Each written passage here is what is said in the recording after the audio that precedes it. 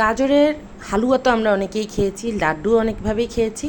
আর আমি যে আমার মতো করে লাড্ডুটা আজকে বানাবো সেটা আপনাদের সঙ্গে শেয়ার করছি। আসসালামু আলাইকুম, সবাই কেমন আছেন?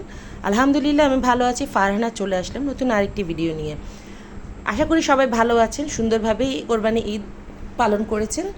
তো আমি ঈদের কিছু আয়োজন করেছি, অল্প স্বল্প কিছু, সেটাই আপনাদের সঙ্গে অল্প অল্প করে শেয়ার করছি। তো এখানে আমি ফার্স্টেই 1 কেজি গাজর ব্লেন্ড করে একদম মিহি করে নিয়েছি। তার সঙ্গে এখানে একটা প্যানের মধ্যে হাফ কাপ পরিমাণ ঘি নিয়েছি। ঘিয়ের মধ্যে একটা এলাচ, ছোট ছোট দুটো দারচিনি আমি ভেজে নিয়েছি। এখন আমি গাজরগুলোকে এই ঘিয়ের মধ্যে ভালো করে ভেজে নিব, একদম সুন্দর একটা স্মেল চলে আসবে। তো এখানে কিছু ড্রাই ফ্রুটস আমি দিয়েছি, 2 রকম বাদাম, কিশমিশ, আর পরিমাণ মতো চিনি দিয়েছি। আপনারা আপনাদের টেস্ট অনুযায়ী দিয়ে নেবেন, যে যেরকম মিষ্টি খেতে পছন্দ করেন। আমি আমার মিষ্টি যেরকম পছন্দ করি সেরকমটাই দিয়েছি। তো এখানে কিন্তু এই বাদাম কুচি আর কিশমিশটা কামড়ের মধ্যে মানে বাইটে যখন পড়বে তখন কিন্তু অনেক বেশি মজা লাগে। তো আপনারা এইভাবে করে দেখবেন।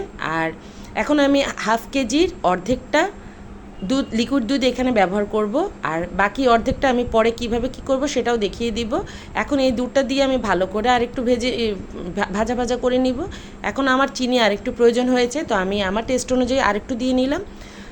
এখানে আমি গুঁড়ো দুধ ব্যবহার করব 2 টেবিল চামচ পরিমাণ। আপনারা গুঁড়ো দুধটা অবশ্যই দিবেন, মিস করবেন না। গুঁড়ো দুধ আর ঘি এই দুটো জিনিসের উপরেই কিন্তু এই হালুয়াটা বা এই লাড্ডুটা বেশি মজা হয়ে থাকে। আর আপনারা চাইলে গুঁড়ো দুধটা আরেকটু বাড়িয়ে দিতে পারেন। আমি 2 টেবিল চামচ পরিমাণ দিয়েছি। আর এখন আমি গুঁড়ো দুধ দিয়ে একদম ভালো করে ভাজা ভাজা করে নিব, একদম প্যান থেকে চলে আসবে এরকমটাই।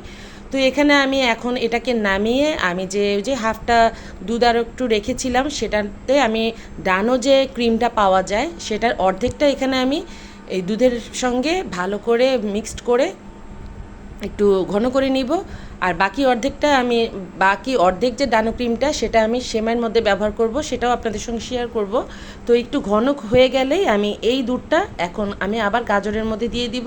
তো আমি কিন্তু 2-3 ধাপে আমি দুধটাকে দিয়েছি, মানে গুঁড়ো দুধ আর লিকুইড দুধটাকে 3বারে দিয়েছি। এভাবেই করে আপনারা ট্রাই করবেন, অবশ্যই এটা খেতে দারুণ মজা হয়েছিল। আমার বাসায় তো আমার মেয়েরা, আমার হাজব্যান্ড এবং যেই খেয়েছে বাইরের সবাই তারিফ করেছে যে এটা অবশ্যই মানে মনেই হচ্ছিল না এটা বাসায় তৈরি করা, সবাই মনে করছিল এটা বাইরের কেনা এরকমটাই। তো অবশ্যই আপনারা যেভাবে আমি দেখিয়েছি এভাবে করে নেবেন, খেতে দারুণ মজা হয়েছিল। আর ভালো লাগলে অবশ্যই আমার পেজটাকে ফলো করে দিবেন, সাবস্ক্রাইব করে দিবেন ইউটিউব চ্যানেলটাকে, ফারহানাস ডেইলি লাইফ। আর অবশ্যই কমেন্টে জানাবেন কেমন হয়েছে, ট্রাই করে তারপর আমাকে কমেন্টে জানাবেন কেমন হয়েছে। তো এখন আমি লাড্ডুর যে শেপ সেটা করে নিচ্ছি।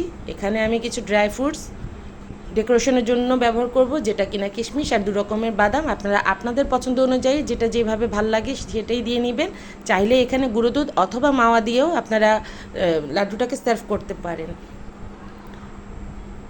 এরকম মানে এই রেসিপিটা আমি নতুনভাবে আমার মতো করে তৈরি করেছি। আমি জানি না আপনারা কে কীভাবে লাড্ডুটা খেয়েছেন, আমরা তো অনেকভাবেই বাজারে কেনা খেয়ে থাকি।